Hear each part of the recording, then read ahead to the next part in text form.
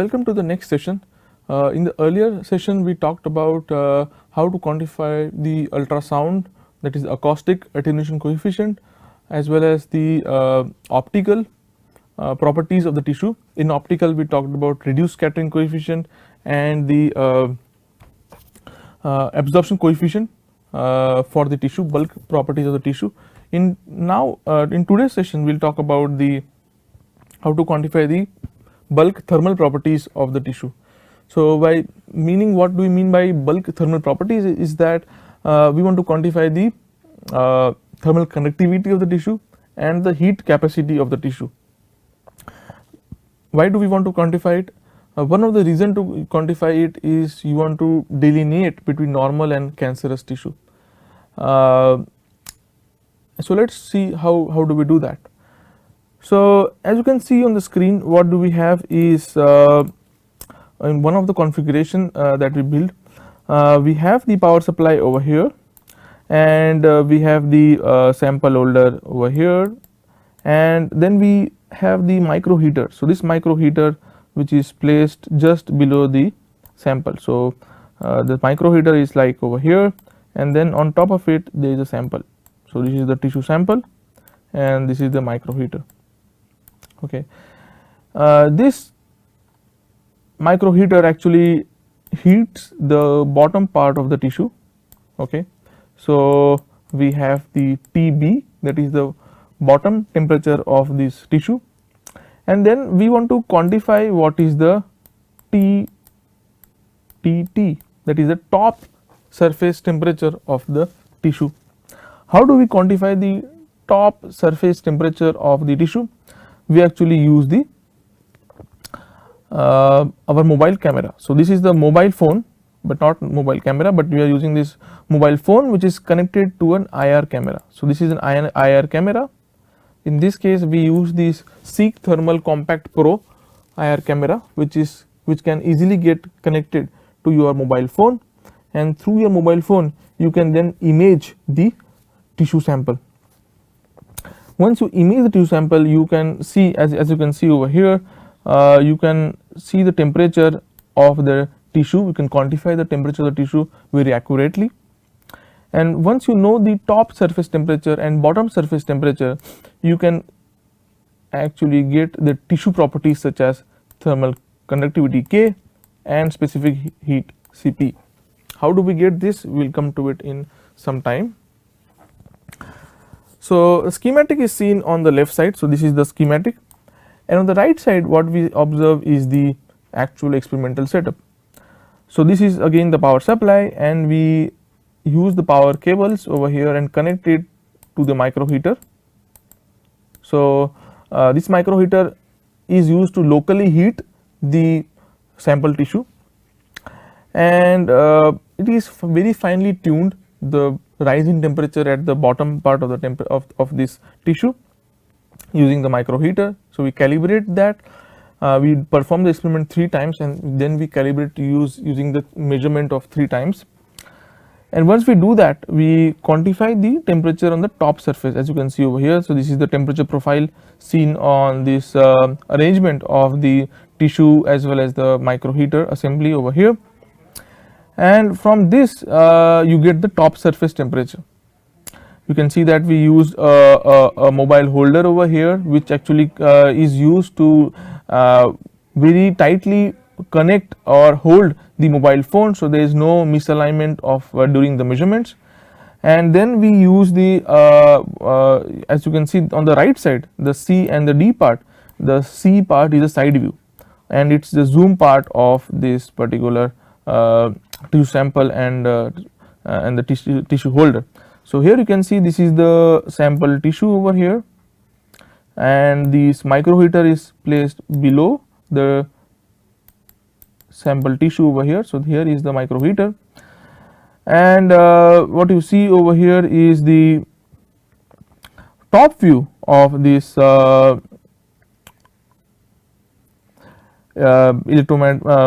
micro heater over here.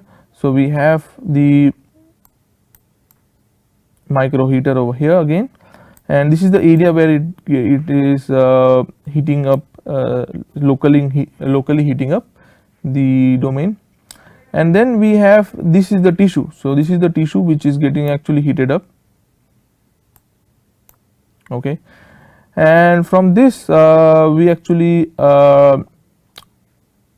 so we do two different steps. The first is without the sample tissue, so that we can calibrate this micro heater, and the second step is with the sample tissue, so that we actually can quantify the top surface of the tissue sample, and from there we calculate the bulk properties of the tissue. So now let us move forward and try to evaluate. Earlier we evaluated the reduced scattering coefficient and absorption coefficient for different wavelengths, that is 850 nanometers, 940 nanometers and 1060 nanometers. Now we also wanted to study the temperature dependency on this bulk optical properties. So how do we quantify the temperature dependency?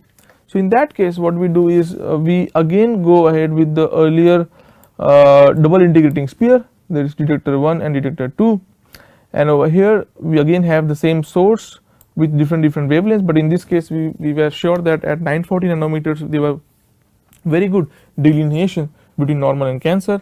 So we used only a single wavelength over here, 940 nanometers. You have the baffle over here, so that there is no direct light being detected from the backscatter as well as the forward scattering of this light from the sample.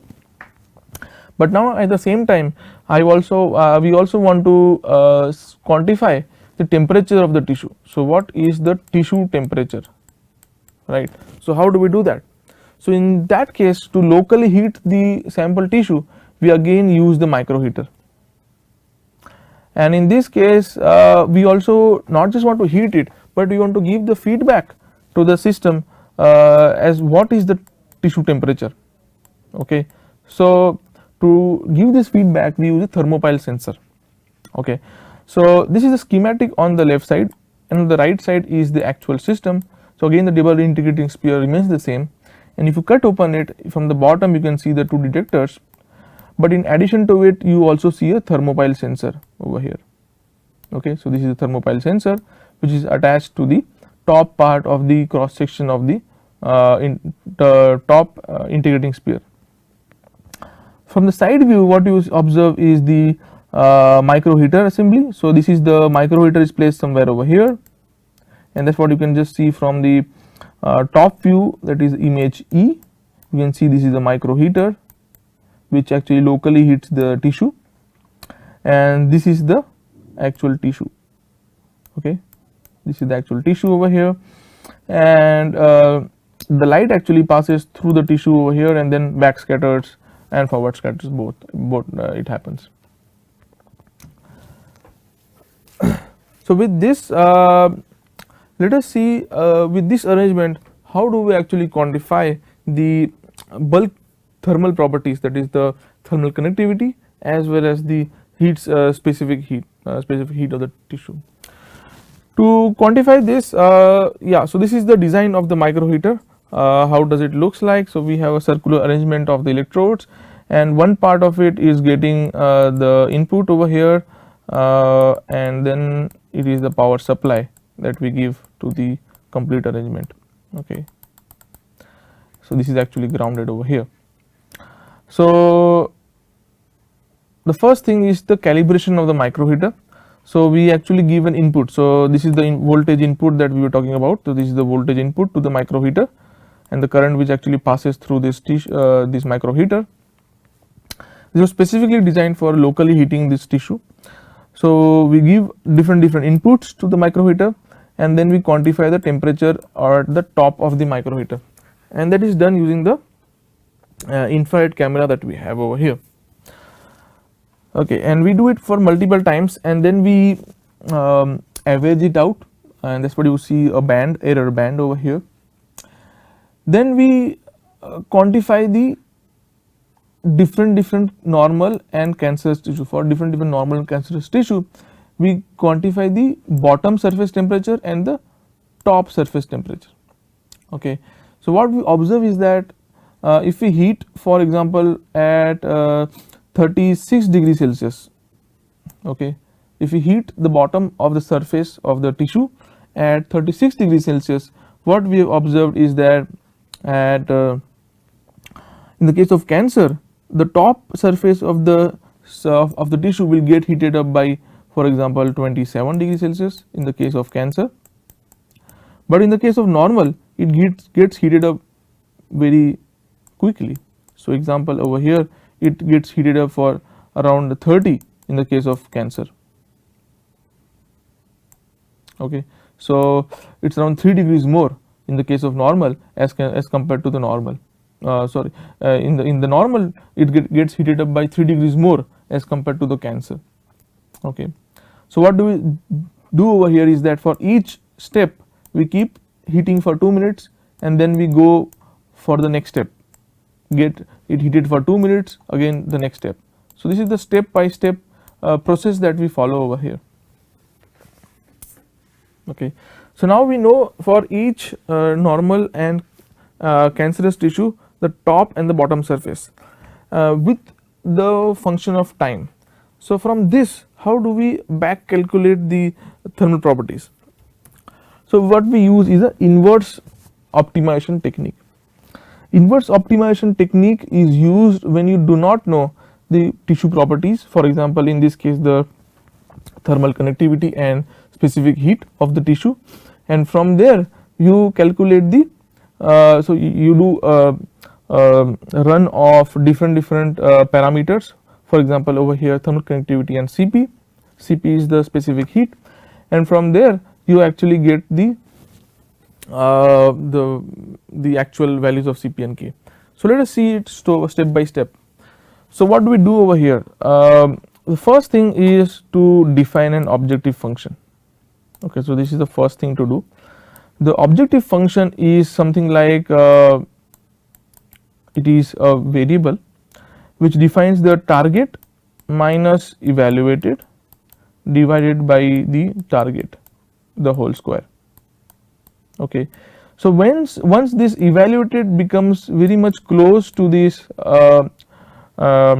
target value, this actually turns out to be moving towards 0.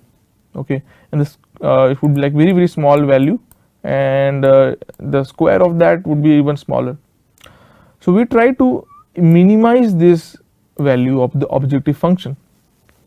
Okay, and as you go ahead and minimize this value of the objective function, you how you will minimize? By varying the value of control parameters, that is Cp and K in this case. Okay, so as you can see on the right side, what we have is the acquisition of the infrared image. Okay, then we apply the known bottom temperature of the tissue. Okay, and at the same time we solve the FEM model. Okay, so we solve the FEM model of the tissue of this same uniform sample, same dimension, that is 5 mm diameter and thickness of 2 mm, and then we give the same bottom temperature tissue bottom surface temperature to this over here for this FEM model, and we see the top temperature surface. Okay, and then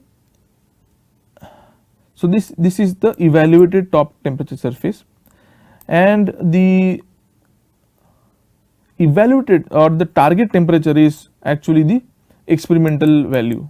Okay, so this is the experimental that we already know, and Tc, which is the evaluated, that is actually coming up from the FEM model.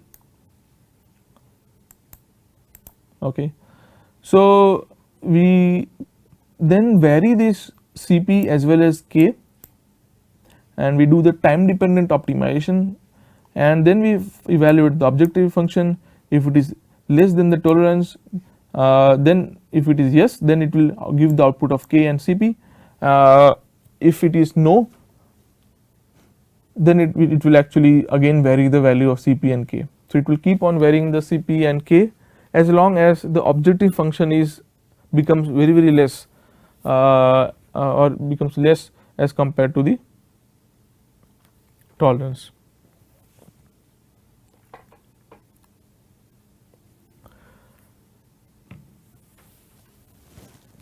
Okay. So in this case, what we observe is that from this actually we can actually quantify the value of Cp, that is the specific heat, and the thermal conductivity K. So this is the time dependent optimization problem that we perform, and from this we calculate the value of Cp and K. Okay. From this what we observed is so this is the results of the system after performing the inverse optimization technique. What we observe is that for different temperature, so for example at 31.5 degrees Celsius, at 33.5 degrees Celsius, 35 degrees Celsius, 37 and at 40 degrees Celsius, we observe what is the value of thermal conductivity K for normal as well as cancerous tissue. Okay. So as you can see over here, in the case of normal, the thermal conductivity is very high as compared to the cancerous tissue. The same is observed for all the temperature, and this is the range of frequencies that we are interested in, because all the biological tissues are actually surviving at this particular temperature. Actually it's still even lower, but this is the region of interest, broad region of interest that we are interested in. The star over here points to the significance, that is statistical significance.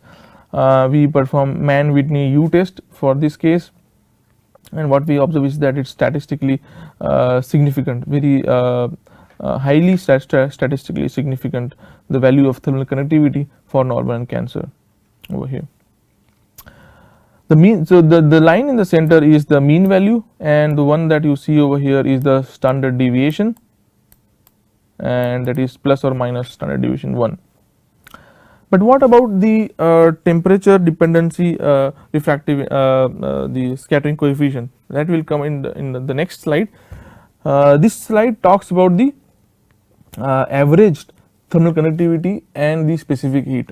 So as we told earlier, we perform the time dependent inverse optimization technique, and from there we calculate the thermal conductivity and the specific heat capacity of the bulk tissue properties. Okay. In this case what we observe is that again for the normal tissues the thermal conductivity is far higher as compared to the cancers. So this is not a function of temperature now, but it is for the averaged along the complete ramp up of the temperature. Okay. So the normal temperature for normal adjacent normal, the thermal conductivity was far higher, mean around 0.0525, but in the case of cancerous it was around 0.035 watt per millikelvin, the mean values. Okay. There was far difference in the normal and cancerous tissue, and that is one of the reason behind this was the presence of the collagen in the case of cancers, and the presence of lipids in the case of normal tissues. So the lipids have comparatively higher thermal conductivity as compared to the other tissue constituents. So if in the case of normal there are more lipid content, and because of which the thermal conductivity actually increases. The increase of thermal conductivity also means that the heat can flow very easily through this tissue, and that is why there is a very high rise in the top surface temperature in the case of normal as compared to the cancerous tissue. We also quantify the specific heat capacity, that is how much the tissue is able to hold the heat. In this case we observe that the mean value of the normal is lower as compared to the cancerous tissue, but there were regions where we were getting overlapping values of heat capacity. So there is no statistical significance with which we can differentiate normal and cancerous tissue. So thermal conductivity is a better variable to quantify the normal and cancerous tissue as compared to the specific heat from this particular model.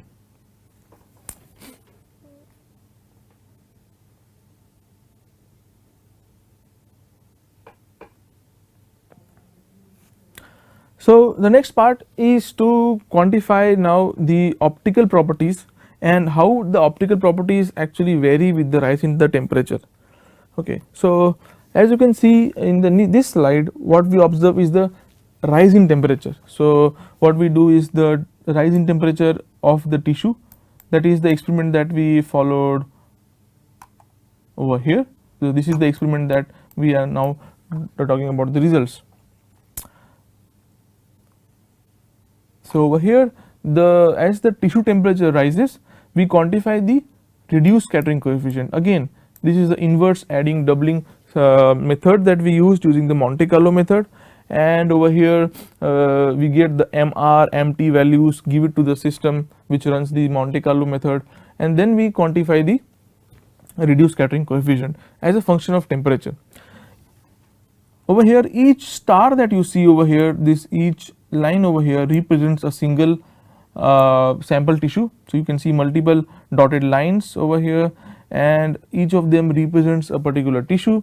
The center line which you see over here is the mean value, that is a mean for normal, and the line that you see over here is the mean for cancer. So there is a very high differentiation of optical scattering coefficient between normal and cancer, specifically for reduced scattering coefficient for all the wavelengths, for all the temperature in the system, and specifically in the region of interest, that is around 36 to 38, we see the very good delineation between normal and cancer tissue.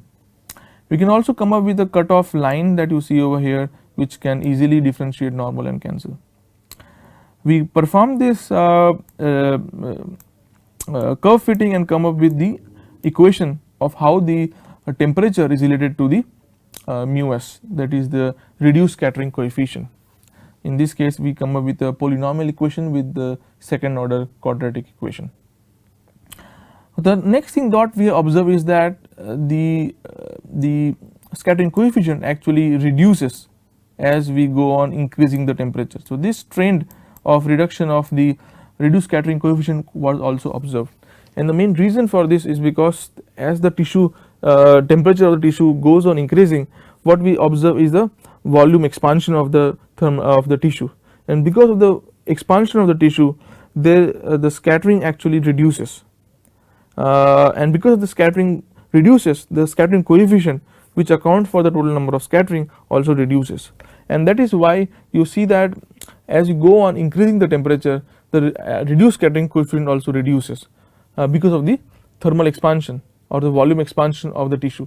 This volume expansion would still be in order of few micrometers or so, which we cannot be quantified very easily with the system that we have right now, but that is significantly enough to quantify the difference in the reduced scattering coefficient.